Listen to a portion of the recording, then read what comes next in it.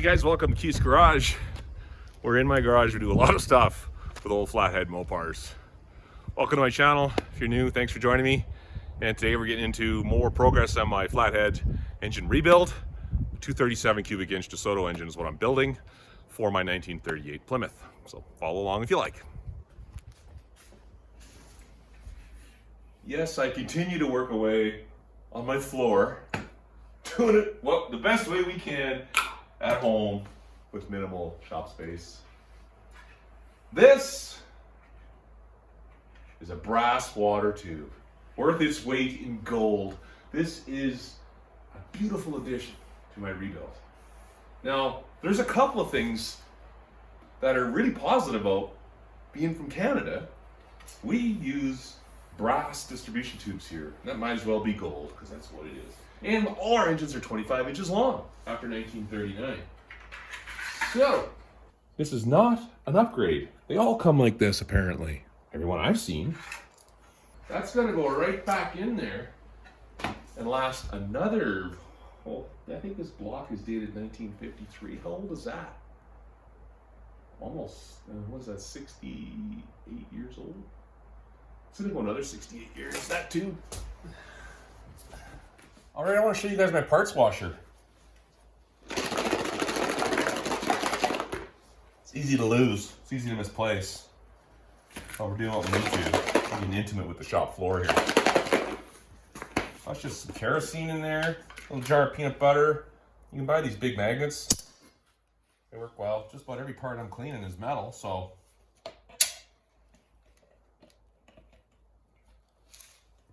Works quite well.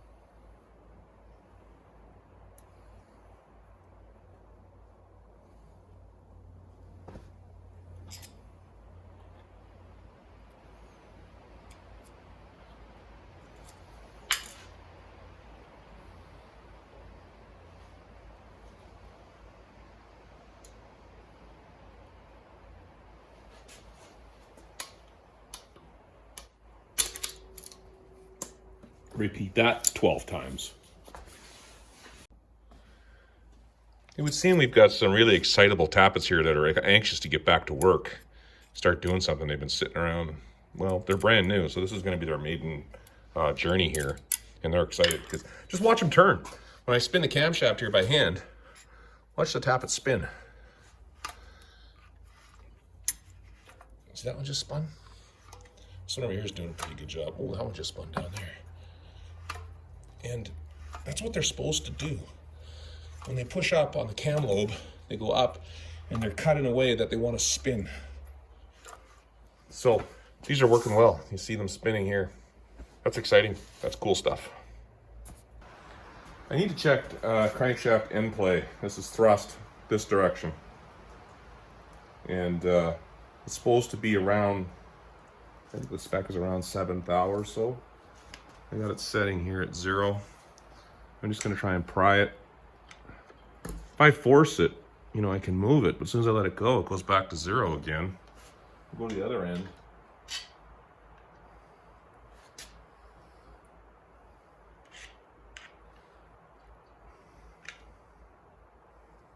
It's a little concerning to me. I don't know, I'm not seeing the thrust play that I want to see here.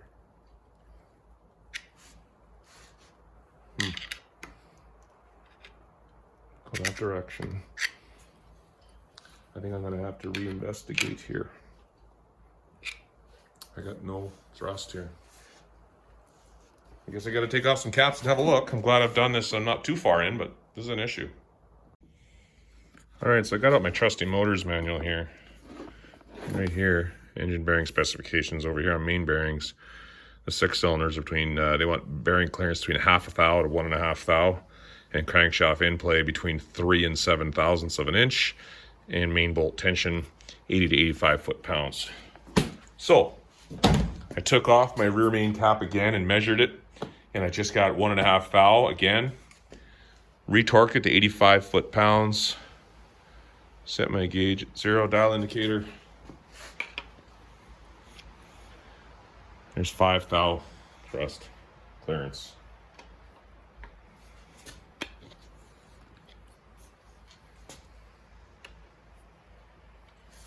I'm good with that. So something happened there. Yeah, 5. All I did is retorque my main cap.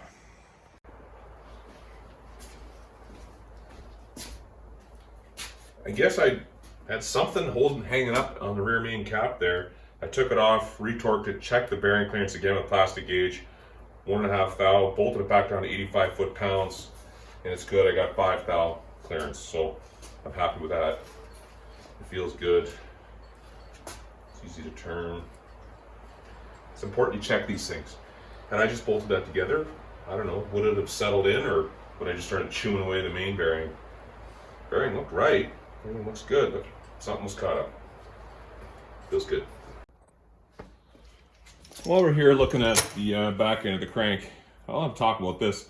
One of my loyal YouTube subscribers pointed out that now would be a really good time to check the pilot bushing, which is right here. This is the end of the crankshaft. A clutch bolt's on here, flywheel, clutch, and the transmission input pinion slides into that pilot bushing. And this is an input, the transmission pinion input from the transmission. I have a couple here, and they're handy when you're lining up the clutch. You got the splines here for the clutch. You can line everything up.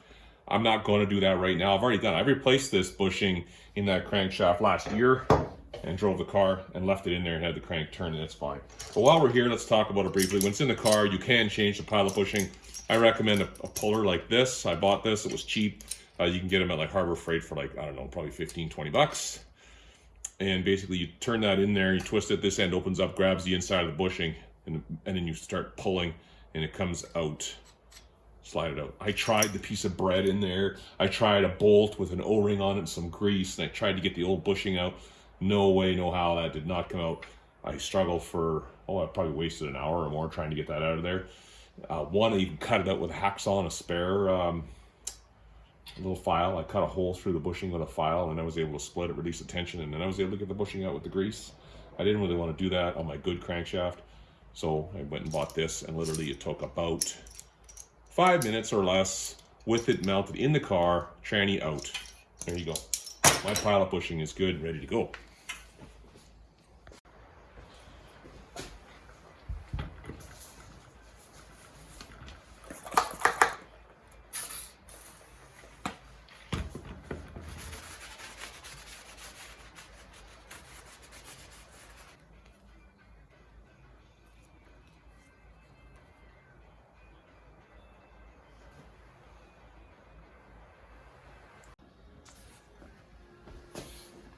So the original retainer plate here sits like that. You see, there's a couple of rubber seals in here. You see them here. The new gasket kit I bought did not come with those rubber seals. It came with a little piece of paper gasket to go in there. So it's like that. I think I'm gonna leave the rubber seals in and use the paper gasket. I think that's what I'm gonna do.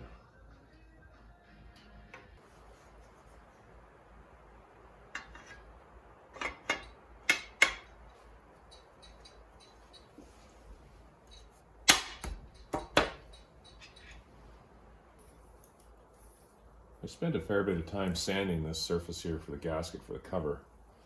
You know, it's not good enough. It's coming back off. I'm gonna try and sand it some more, clean this area up. I really don't want this leaking.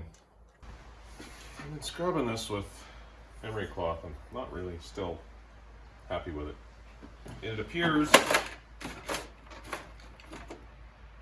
that I'll try a little buffer wheel. This is the only one I got, left. No, this toolbox is a mess. I'm kind of embarrassed. How many times have you upgraded your toolbox in your lifetime? I keep getting bigger ones, and now I'm overflowing this one. I just keep buying more crap. I use it all, but man, how big is your tool? I need another one. I need another one like this, because I got tools over there somewhere else.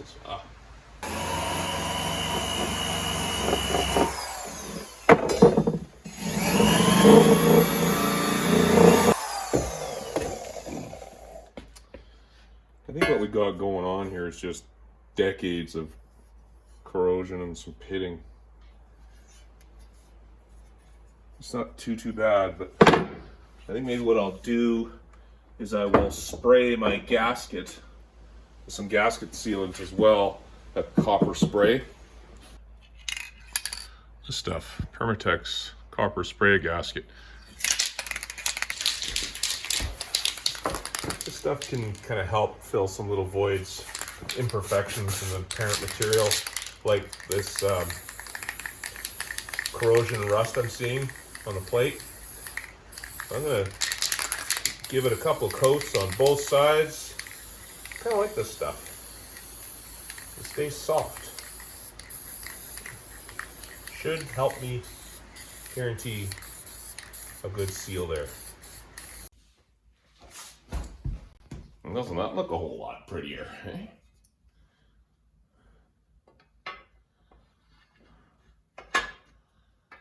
That's what we're going with.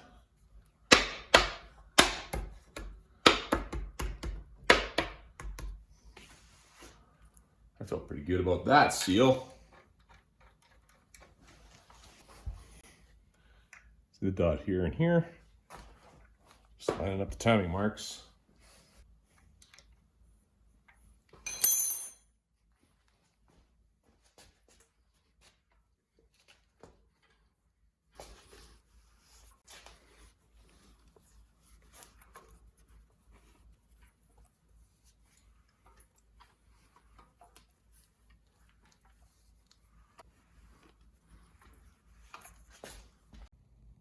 While we're on the topic here, the timing chain, I want to show you, this is an upgraded timing chain compared to what came off of this engine. This is a double, it looks like a double row. It's just a little bit wider timing gears on a wider timing chain, and it's called a strutted chain. You see there's a center link there? It's like a strut. It's got to fit in a groove cut in the sprocket there. Sprocket's just a little bit wider.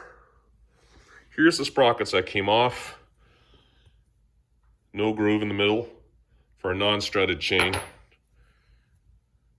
That's wear off the old sprocket. So new chain, new sprockets, new strutted style, heavy duty. My understanding is they designed this for the military, for the trucks. It's heavy duty, and they applied it to the cars. So I'm upgrading my engine to new heavy duties chain. You know, sometimes you just gotta know when to call it a day, and in my opinion, rebuilding this engine is an enjoyable, relaxing experience for me. I'm not in a hurry. And today is Sunday. It's almost the end of the day. It's getting dark within an hour, and there's storm clouds rolling in. And this is the last Sunday my car is insured for the year, so I'm saying goodbye to the engine for the rest of the day, and I'm gonna go out and enjoy a ride. So thanks again for following along. Appreciate it. If you like what you see, please hit subscribe. And we'll keep trying to bring you more fun stuff about old Mopars. See you on the next one.